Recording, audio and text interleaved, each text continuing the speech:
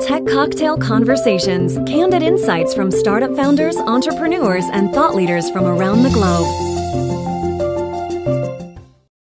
Well, LoadOut is a technology company I started in Indiana that is working to improve mobile adoption in agriculture so we can improve safety, efficiency, and the productivity of people that produce food for all of us. First and foremost, I'm a farmer. I spend 8 hours every day farming and spend the other 10 hours or however I can stay awake working on building this technology company. And there are a lot of good mentors in Indiana, and it's a vibrant tech community. Folks like Cha-Cha, Angie's List, Exact Target have all started there.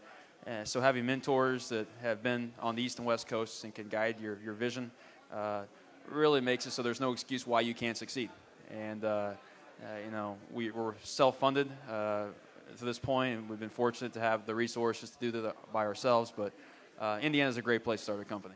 I've grown up on the farm, and anybody who works in agriculture knows it's a tough business. And people go out and work really hard every day. And a lot of times, I think technology innovation can pass over the objectives of what hardworking Americans go out and do. And coming back from college, I realized that after I met guys like Scott Jones, who was one of my professors at Purdue, and other folks, that you can go back and you can live in rural America, and you can. It's going to be challenging. It's going to take a little bit more work, but you can definitely build a technology company and that brings change to folks who are your neighbors and friends and friends across the world. Being a farmer, you can't really dictate the weather, which is the biggest variable that determines whether you're successful. And with a startup, I think there's a lot of similarities. You can in farming and in technology, you build the best team. You surround yourself with the best people possible. You try to, I think, iron out the objectives you want to accomplish, and you just go to work. And it's long hours, it's hard work, a lot of uncertainty, but at the end of the day, it's definitely worth it. At this time, we're working on an array of technologies. Our first technology allows smartphones to control industrial processes. So we've pioneered this technology. It's going to be adopted by manufacturing, by mining, by agriculture.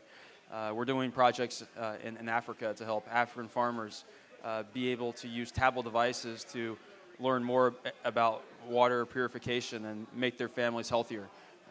So at the end of the day, realizing why we're doing this isn't, we've got to run a business, but if we can use technology to positively impact the way people do their jobs and live on a lot of different continents, there's no excuse for why you can't put in the hard work and when things get tough, keep going, because it's just not about you.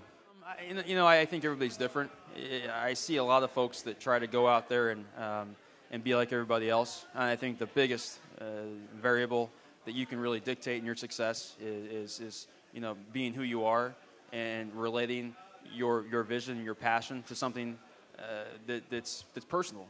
And I think if you just go out and be yourself, no matter if you're from a farm in central Indiana or Silicon Valley or somewhere in between, keeping that as the focus and not losing sight of why you're doing what you're doing will obviously make it work.